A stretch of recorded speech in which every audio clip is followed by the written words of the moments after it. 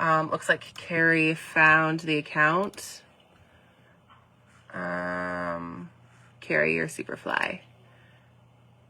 I don't think people say that anymore. A few moments later. I mean, we can do that. That works, I guess.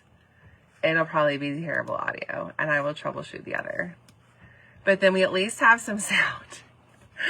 Alrighty, sorry YouTube. We are working on getting things situated here. Okay, so things I wanted to talk about tonight. I want to tell you about upcoming things and kind of my vision and hopes for what this will be, what this will look like. And want to share with you about kind of what this is right now, and maybe a little bit of my backstory, because I realize probably a lot of you have been kind of drizzling in here over the months and years that different accounts have been active, and I kind of maybe start to do something and then I kind of disappear again. So I'll just kind of like bring the whole story together into one piece, kind of where we've been, where we're going. So hey, I'm Nicole, if you don't know me from other things, or maybe kind of missed that. And I have a son who was born with half a heart, but prior to that, I was a nurse for 5 years and worked in healthcare in total for over 10 years. And as a nurse, I worked in private duty pediatric care, which means I was one of the nurses at your home, caring for your kids with feeding tubes and trachs and vents. And so I had both perspectives. And I also worked as a traveling nurse for a time. I didn't work ICU or pediatric floors, but I did work also in a medical office. So I've worked a lot of different aspects of nursing. And I felt like it prepared me in some ways to be on the other side of the fence. And in a lot of other ways, I was completely blindsided by how different I thought that journey looked. And so I felt like my experiences uniquely put me in a place to help bridge the gaps for parents, because there are so many things as a parent I am infuriated by in the medical community. I would love to help bridge the gap in the medical community at some point too, but I feel like that's a more difficult journey and battle, because they don't know that there's a problem, or they think we're the problem. Can I get I don't know. Yes, I agree. Shout out, thumbs up if you felt that way, that the medical community feels like, we're not communicating or we're not parenting enough, and so therefore we're the problem whenever there's a problem in communication. Based on some of your impassioned posts, I would guess I am not alone in that. And I'm just going to make sure. A few moments later. Okay, now we're live in all the places. Oh my gosh.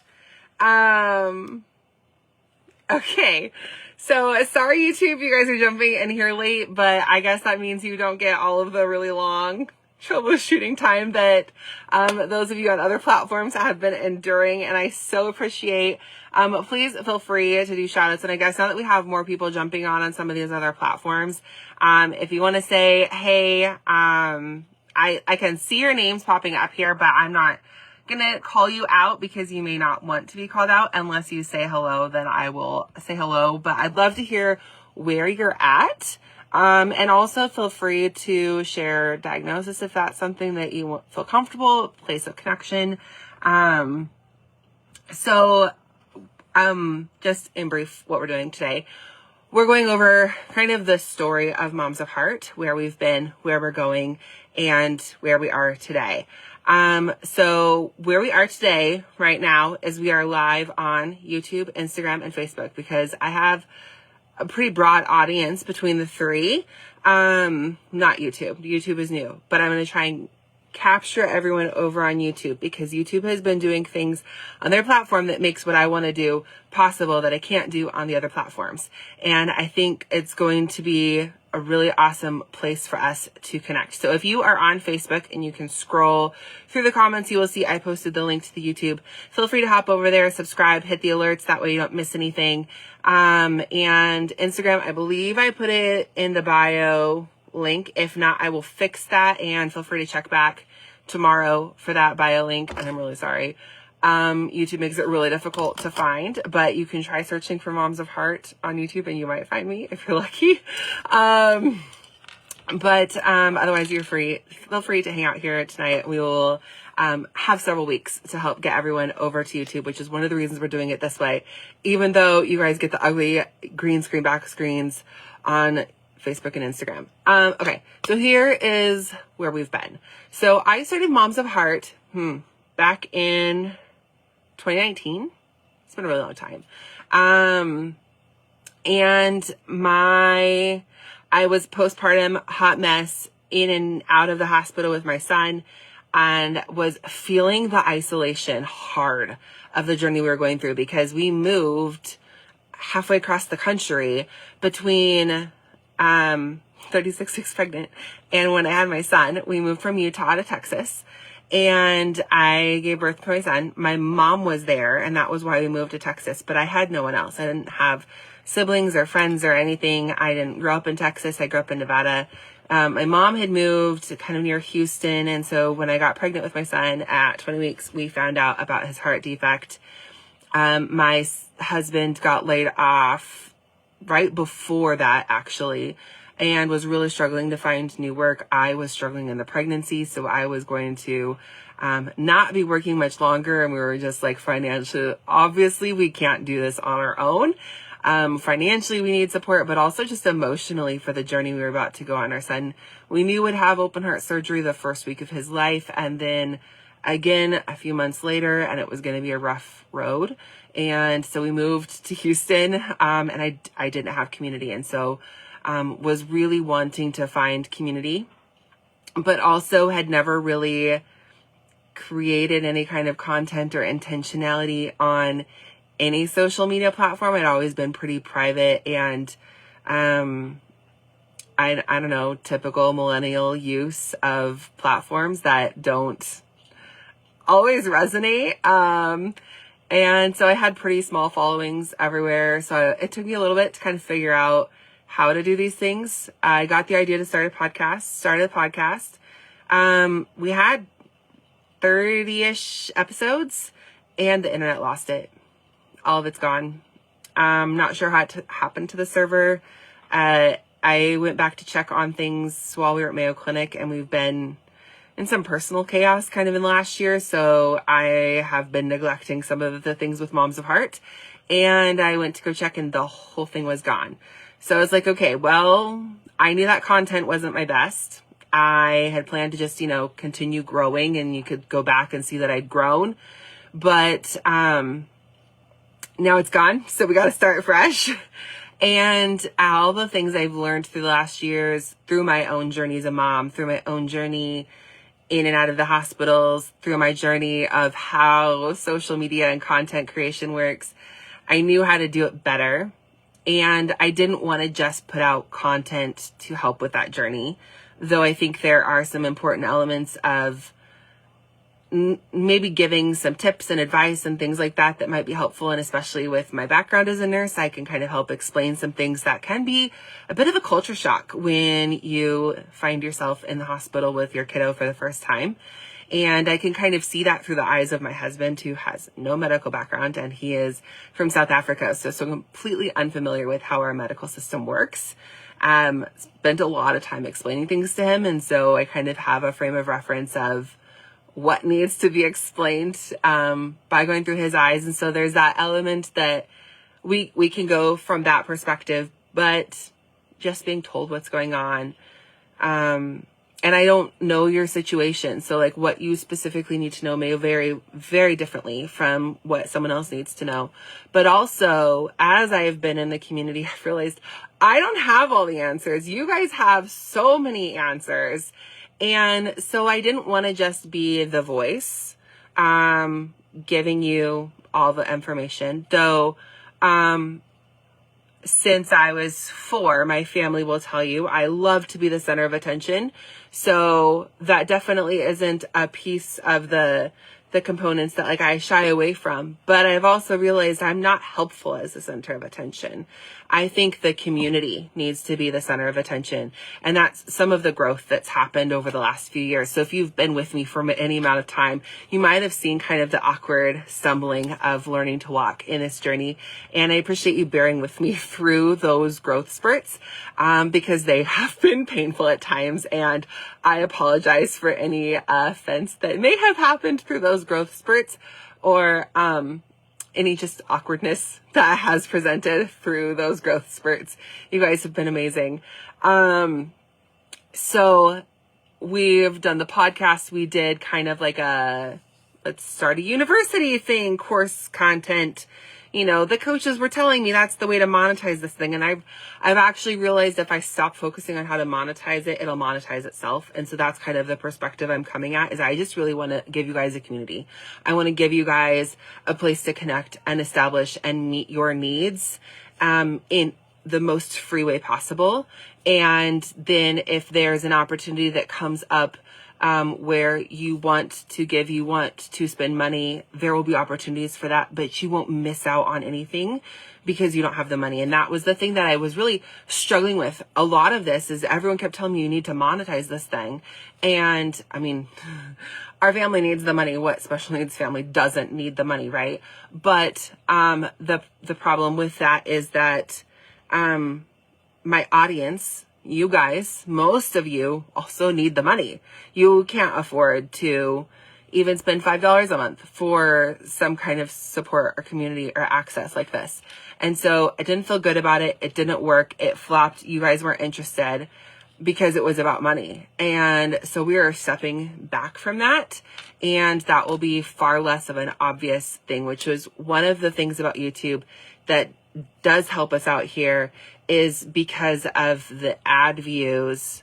Really, it's just the ad views kind of help offset some of the costs of the streaming equipment, the software, all those kinds of things. So just kind of a peek into some of those awkwardnesses, because I know that that's where a lot of the offenses have come from. I want to just be open and honest about what was going on with that. So moving forward to what we're looking at now, talking about there's not going to be costs for things, and meeting your needs. What does that look like? And so, my son just had his Fontan, if you're heart community related, in August at Mayo Clinic. We were there for about a month. They told us to expect to be there for a week, and Henry showed up with all his complications, as he always does. Kid's a trooper. So we were there for a month, and he is now thriving, doing great. We're getting ready to go back for a follow-up next week. I don't know how we're going to do it. We'll get there. It'll be fine. But this journey has reminded me of how challenging it is and how much this platform is needed. And so I had time, I sat there for a month with him, rethinking what is needed with all of the things that I have in my brain now about how you can do content creation. And at this point, we'd been doing gaming. Hey, John, boo. We'd been doing gaming. We'd been doing crafting streams. I had been doing some stuff for my boutique. I mean, all over the place, we have been in content creation. And so I've explored all these different ways that you can do content creation.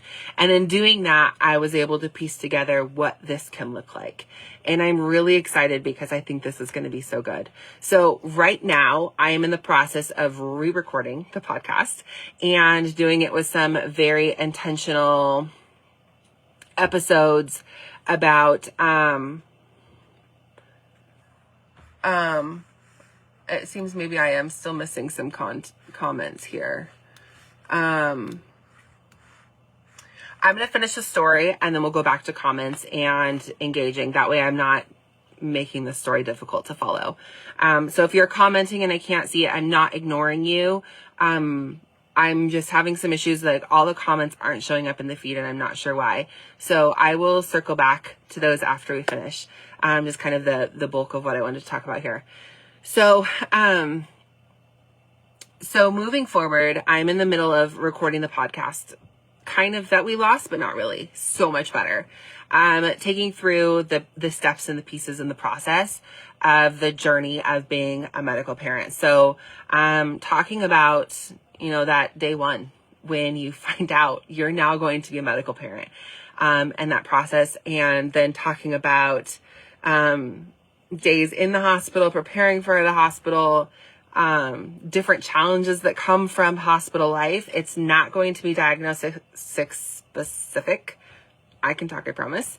It'll be much more geared towards the caregiver role and some of the different dynamics, and really more focused on hospital experiences than at home. I think there are quite a bit of resources for home, with how to deal with school, how to deal with, I don't know. I feel like there's a lot of resources for those different things, but when you're in the hospital, I feel like is when you need the most support. And I personally have not found much content that really is geared towards the hospital. I think because whenever you're in the hospital, you're in crisis. And so you're very focused on your kid and maybe not in a position to help support others. And then when you come home, you don't want to think about it. And that's actually been one of the barriers for me of like, I know this is what I want to do, but I don't know how to do it emotionally. And I think the Fontan was emotionally a lot better for me than it was the other two because I didn't have postpartum hormones. So that makes a difference. So that's kind of the space that we're moving into. So everybody should feel welcome here who has kids who are in and out of the hospital for any reason, whether that be cancer or a birth defect or a genetic defect or other unknown things. I want you to feel welcome here and to find support here. And there's this common ground that we all have. So maybe just kind of think of this as like the hangout in the parent lounge on the floor. And we can all just kind of talk about the challenges that come from being in the hospital. And talking about how to deal with the nursing staff when they're driving us crazy, or how to deal with doctors that aren't hearing us. And we know our kids and they think they know better. And you see my kid is a number, my kid has a name, and my kid is different than what you think. And I don't know how to tell you that. These are the kinds of things that we're going to talk about and how to help you advocate better, how to survive better in the hospital. These are the kinds of conversations that we're going to have. And then, talking about recovery, and not just from my perspective. And I think that's one of the things that I'm really excited about moving forward is each podcast episode will be, pre-prepared. So, they'll be pre-recorded, video and audio, but it will be on audio podcast platforms. So if you don't want to sit down on YouTube and watch, you're welcome to listen in the background. Looks like we've got, I can't see chat, so I'm gonna have to work on that later. But, thank you for chats and subscribers. I will go back when we're done kind of with the main content and engage with people. We'll find a way to work that moving forward. But, so moving forward, we'll have this pre-recorded content that will be more high quality, more produced. That is kind of the core content of the week. And I'll be bringing in stories from you guys talking about that topic. So if it's the week that we're talking about the day you got the news, you'll get kind of my perspective on it, some chat from me about it, and my story about it, or my perspective. And then I'm going to bring in 2 other stories from the community about that day, or that moment, or that topic that we're talking about. What did you struggle with it? What did you find that was helpful? Do you have tips for other parents who are struggling with this specific element? And that's kind of be the format that we're moving forward with. And that recorded portion, I expect to be 30 to 45 minutes.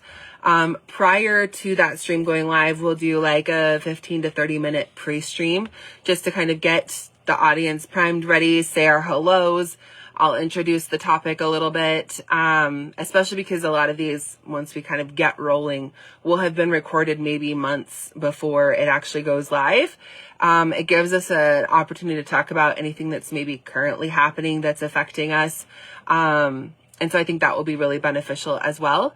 And then after the stream, we'll do a Q&A. I'll do my best to have the guests available that day to be a part of the Q&A.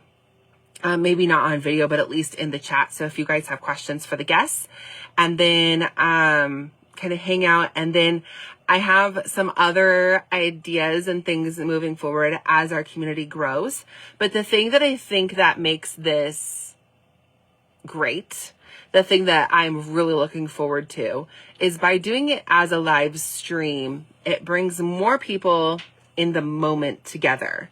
And so that means chat can be its own support. So you guys can be sharing your stories, your comments as it's playing, and engaging with the story and engaging with each other through that process. And I'm really looking forward to seeing how that unfolds and gives us this opportunity to come together and feel like I'm not alone in this journey. I'm not the only person who's been through this. And I think that's one of the things that's so incredibly isolating about the journey of being a medical parent is when you look around in your physical circle of friends, your physical circle of people in your life, whether that's your brother and your sister and your mom and dad and your neighbors and people at school and the PTA and that kind of thing. You might know one or two parents who have been on this journey, and they may or may not be open to being in community with you. Maybe you both are, but haven't known how to bridge that gap. And I feel like that's one of the things that's really great about this is we can come together as a herd of caregivers and find that we are not alone. And maybe you're not in crisis. Maybe your kid is kind of beyond the point of in and out of the hospital as much as you used to be, but maybe you're feeling a little bit stronger and maybe there's some stuff to work out of trauma that has happened in the past, but you are excited to also come behind and support other parents who are in and out of the hospital, kind of that mentorship role. We're going to have some kind of support for that as well. So if you're feeling like, I don't know if this connects with me because my kid's doing really good, we're not in the hospital as much anymore, I think you may still find some benefit here, some connection and community here. Once we get the ball rolling, we've got our community growing a little bit. We are going to be moving collectively to a Discord. If you want to, you're welcome. I'm not forcing it on you, but I have played a lot with the Discord platform, and it opens up there's a censorship from the platform itself. So we're able to have the conversations we want to have, but I am also able to allow you in or out of portions of conversations. So you can be in a diagnostic specific part of the conversation. So if your kid was not tube fed, but that's a crossover, obviously, of parents on this journey, but you find yourself annoyed by all these tube feeding posts because you don't relate to that at all. You can just mute yourself from that portion and you don't get those in your feed.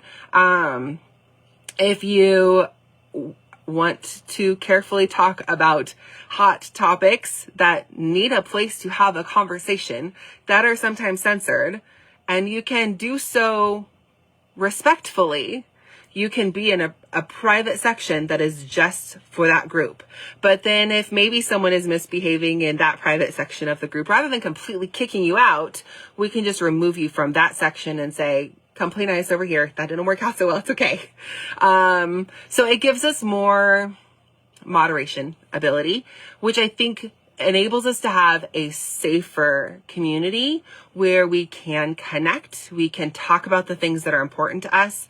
We can find connection and help and resources, and also just like people to hang out with. And then that's kind of going to be the next piece moving forward is I'm not going to burst the bubble on this one yet because there's still way too much work to see if I can make it work.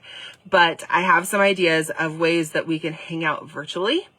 That will be fun, just de-stress. Let's just go hang out together, grab a glass of wine, grab a glass of whatever your drink is. I was going to say coffee, but these are going to be kind of late night things because we're caregivers and parents and we got to wait till the kids are in bed, right? If we're going to actually like get some benefit from this, the kids have to be in bed. So, it probably won't be coffee. I mean, it might be coffee for you. But you know, we'll hang out. Maybe you guys can share some like caffeine free drinks. I don't know. We'll have fun. It'll be great. I will share details of what those hangouts will look like, in weeks to come, hopefully, maybe. But I really just wanted to kind of share with you guys the journey. The Discord will be free. The stream will be free. There will be some things later on that like, if you want to go deeper in that you can pay of just saying like, I want to support. If you just want to say thanks, there will be ways to do that as well, but nothing will be required to pay to participate. And I think that's really an important thing for people in this community of being parents of kids with medical challenges. So I've had a bunch of people kind of just jump on recently, so I'm just going to kind of recap. Feel free to go back and watch the replay of this if you feel like, oh, I missed it. You'll be able to find the replay on YouTube and Facebook. I don't think I can get the YouTube to play, the replay to play on Instagram, but I will put those links in the bio for you guys.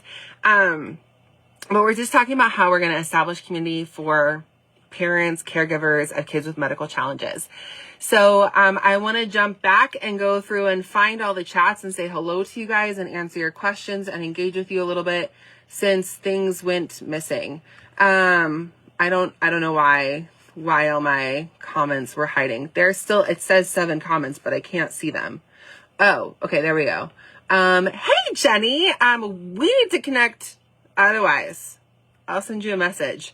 Hello from Shelly from Scotland. Hey, heart aunt and heart mom of an angel whose complications from TJ surgery. I am so sorry about your loss, Lita.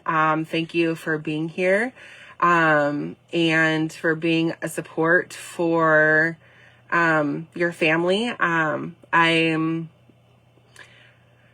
The loss is hard and I'm sorry. And that's something that, we will probably cover at least once a year as well on the podcast is both, from the perspective of loss, but also perspective of how to be active in the community, supportive in the community to those who have lost and that like survivor's guilt that comes from it. I thought I was the only one who was struggling with that and I found out it wasn't. And I had some really good conversations about it. So I'm excited to pull some of that in as well. Shelly, hey, hi Ma, lovely heart mummy to a 6-year-old. Oh, my son is 4. And I also have an almost 2-year-old. It's the almost 2-year-old that we keep hearing screaming in the background, potentially. Sorry about that. Okay, let's jump over to YouTube chat. I saw we had a couple over there. Oh, it's just my husband saying boo, making sure chat works. And then Instagram.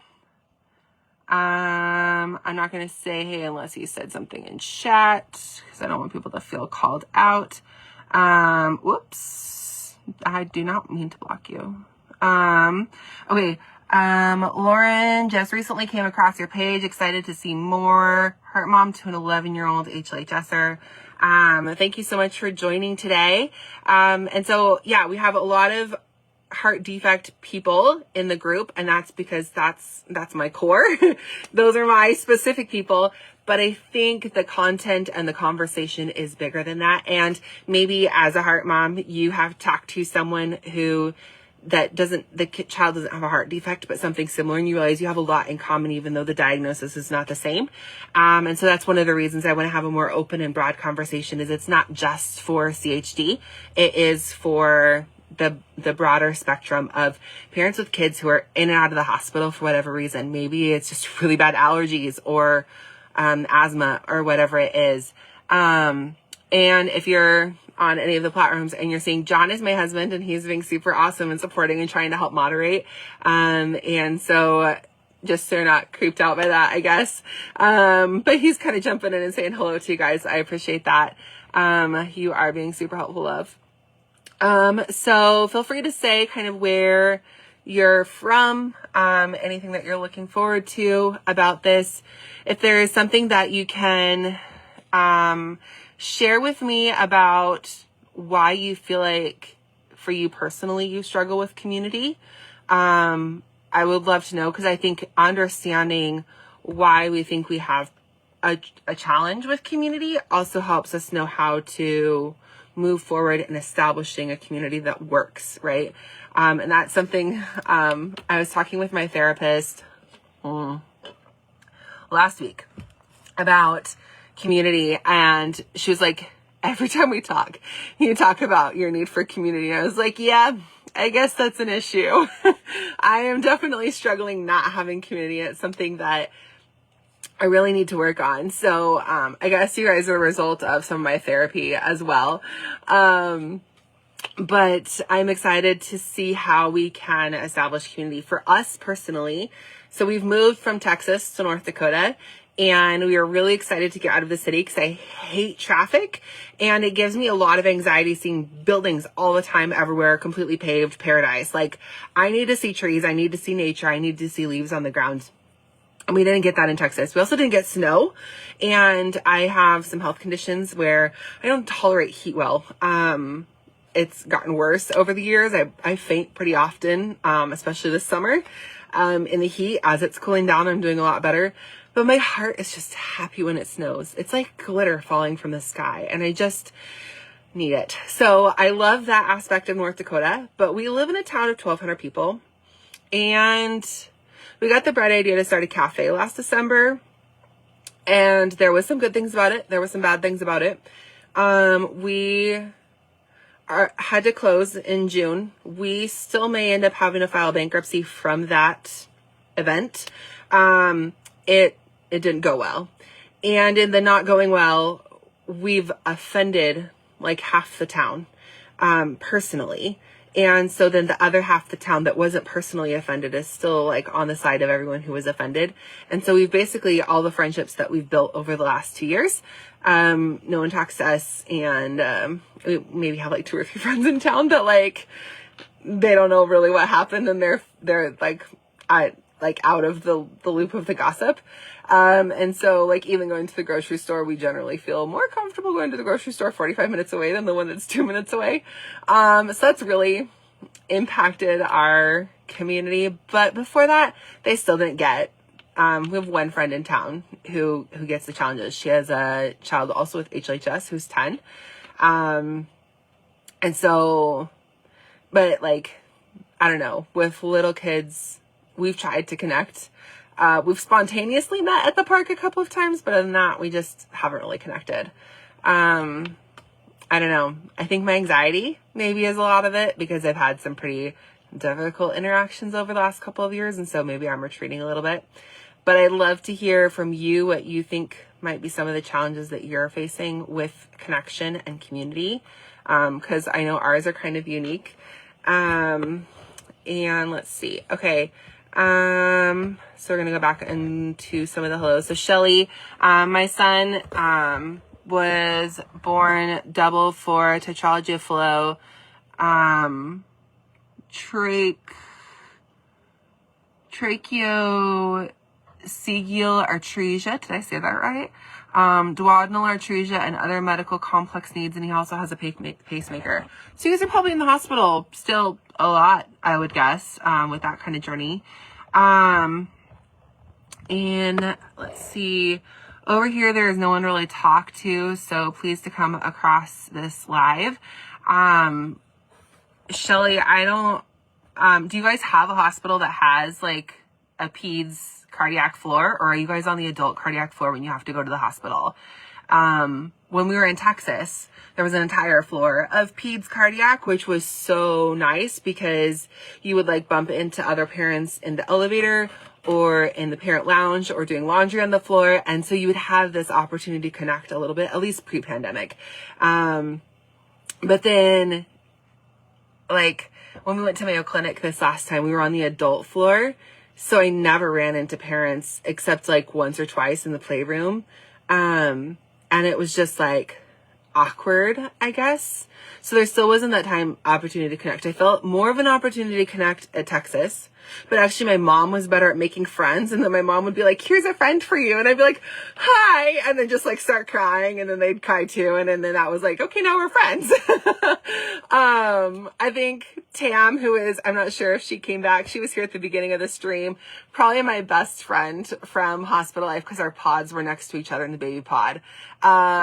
So as we pumped, we talked, and it was great. Hey Tam, I'm glad you're still here. I'm so glad we've been on this journey together. Let's see. Hello, Carol. We have been praying for you guys and your littles to get better. It's so hard. And Shelly says, love snow. Hope we get some this year.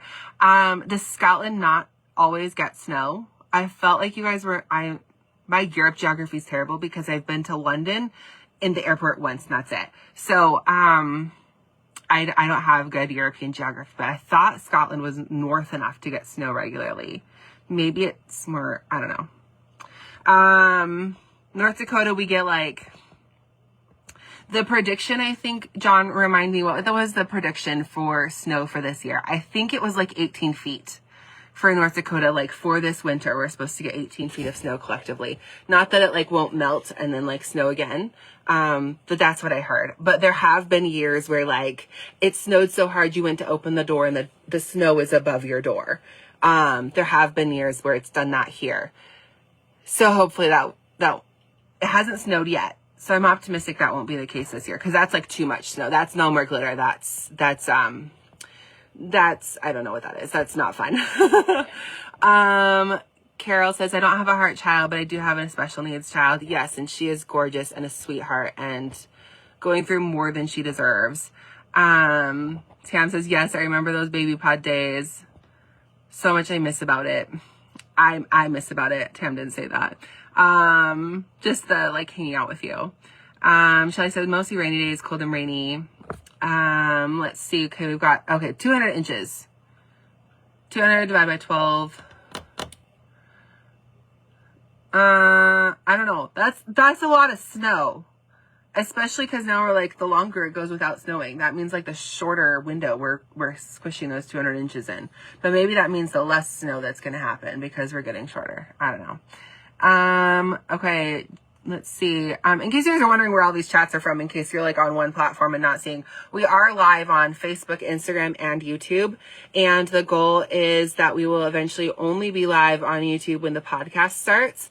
But I know capturing you guys and getting you there and like getting you to see that we're doing this, doesn't like, I can't just post it and for sure you'll see it. So that's why right now we're doing lives on all the platforms so that we're for sure you guys are seeing it, and we're able to capture more people.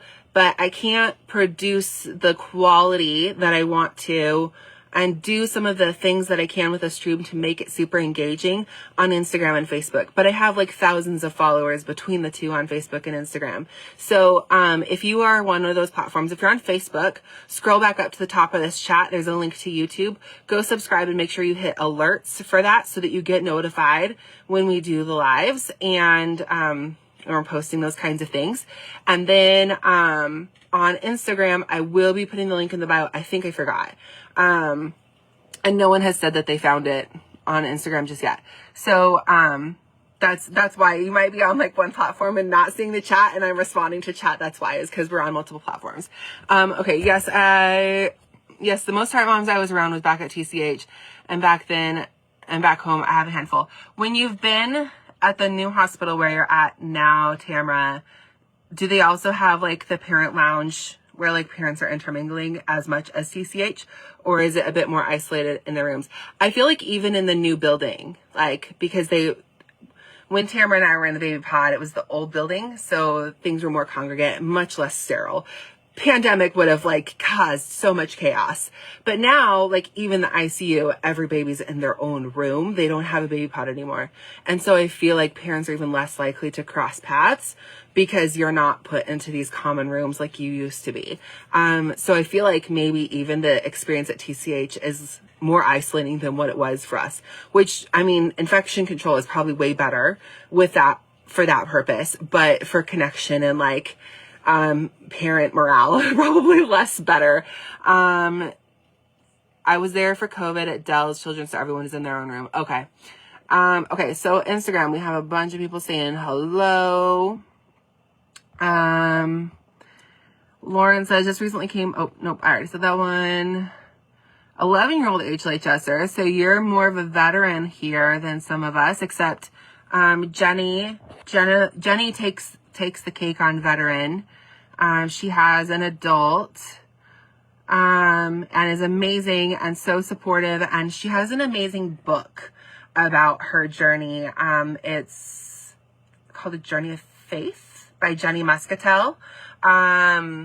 If you are on Facebook, you can scroll back, find her comment. I think the link is on her page.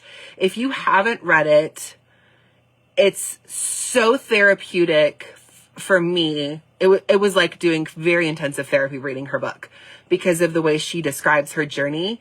I can relate to, and then it's like, oh, I never knew to find the words for my experience like that, but that's what I went through. It's very relatable and so intense. Be sure to have like boxes of tissue with you when you read, because you'll cry the whole way through. If it's not an audiobook, it needs to be, because it's really hard to read when you're crying that hard, but it's a good book. Hey, Braylee. Your Halloween costume is awesome, Braylee. Okay. So, Lauren says, completely agree. The feelings can all be the same. I think referring back to when we were talking about, if like families not having the same diagnosis, but kid in and out of the hospital, we can also relate. John, my husband, says he would love to go to Scotland, and I agree. So, Shelly, we may just have to come visit you someday. John says 200 inches of snow is 16.6 feet. So yeah, we're expecting some snow. And he says YouTube may not be working again.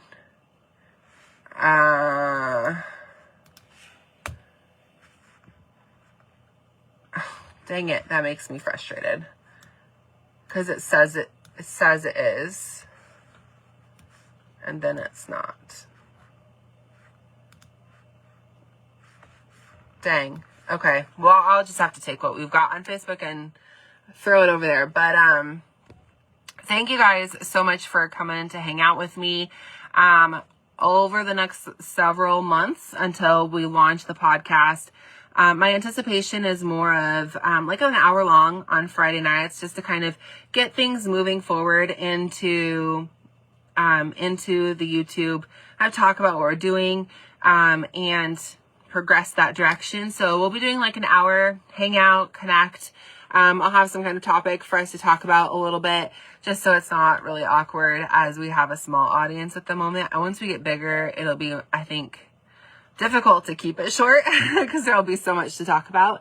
But that said, if you are interested in being on the podcast and sharing some moment of your journey, it would be helpful for me to have a pool of people who are willing. So then as I'm preparing different episodes, I can kind of say like, hey, this is the next thing that I'm working on. If you're interested in sharing your story about this moment, let me know. So probably, I guess I'll just be posting it. So make sure that you hit the notifications bell on either Facebook or Instagram, wherever you are at, so that you can get those notifications. And I will find some way. Maybe we'll go ahead and open the Discord early so that if you're one of those who wants to be involved in the production of this, it'll just be us in there for now. And then when we launch it in a more broad way, you can. Carol, if you can't jump on live, I totally get it. You guys have a lot going on, and that's really the whole point of this, is you can jump on live when you can and get that community and that aspect and, being involved. The Discord, what that'll afford is the opportunity for us to still have that community and that connection in between the lives, and if you miss the lives, but there will also be the replay available. So you'll be able to go back and watch the replay. You'll still get the podcast. You can still see the chat and see the interaction, and it'll still allow you to even go back and chat as well and add your comments. So you'll still get kind of that after effect feel with the replay, which is one of the benefits there. Because yeah, if you're in the hospital with your kid, jumping on a podcast like this at 7, that's shift change. So there's just chaos. You've got people coming in, they're wanting to give your kid a bath. Like, you know, there's so much going on. If you're not in the hospital, you may be still putting kids to bed or at the ER late at night, or, you know, there's just, chaos happens. So that's one of the benefits of the replay, is the replay is done in such a way with the lives that you do kind of still feel like you're participating in it live. So I think that's beneficial. And then as we move forward and our audience grows in a way that we can make some of these platforms feel more connected, we'll be adding more platforms, more live events, so you have more opportunities to jump in when it works for you. So thank you so much to everyone who bared with me as I was challenged with technology. We will hopefully be on YouTube next week. I don't know what happened. I'll have to be playing with that this week, but thank you. And we will be live again next Friday at 7 on all the platforms again. So if YouTube's not working, it's fine. Come find me or somewhere else. And thank you guys so much for hanging out with me, and I hope you have a great night, and I'll see you next week. Thanks.